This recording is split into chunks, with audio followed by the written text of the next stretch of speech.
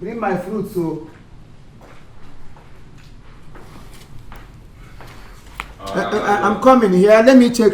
Landlord. Good morning. Good morning.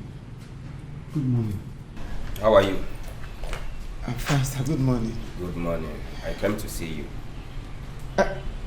Sir? I am running late already. I want to rush to the church. I'm going for morning mass. So see you when I... Don't worry. Just wait. The reason I came to see you is something we can discuss very fast. Then you can continue where you're going to. Father, be done mass already. And Miss Hannah. I got my not already time. Let me just rush, receive communion, because that is my life. Yes. So let me receive communion. Then I will come back. Whatever it is, we can talk amicably. Oh? Give me 5 minutes of your time. The reason I came to see you here is for me and you to talk.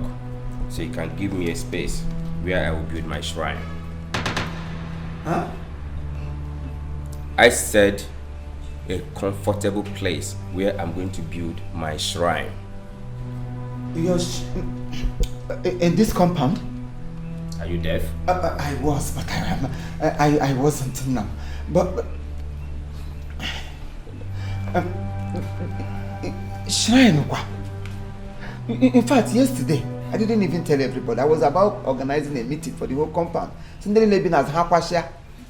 I had a message from one church around that the Lord said that they will be occupying the whole space at the back. They want to use it for God's purpose, for God's use. Actually, do look nazu.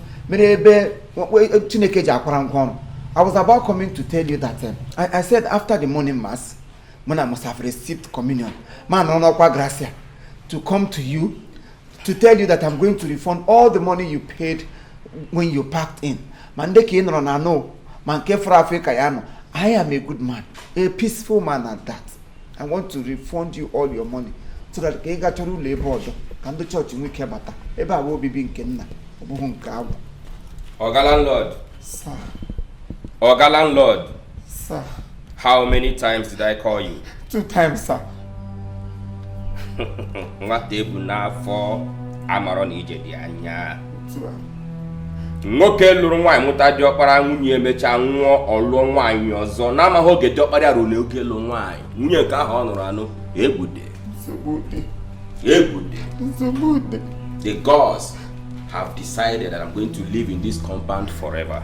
Hey, gods can have a conscience. Oh, God, name with the Kahanim occupy. Ulo Christ. The Almighty God have decided to take over. Oh, yeah, come happen last night. You must have gone to Ulum Traum. How dare you? How dare you challenge the gods? How dare you challenge the gods? Oga landlord, be ready to dance the music of a surugede. Okay, sir. Egwu surugede kwa na egwu ndị mmụọ. Anamano. Nwata egwu na afọ na amara ije. I'm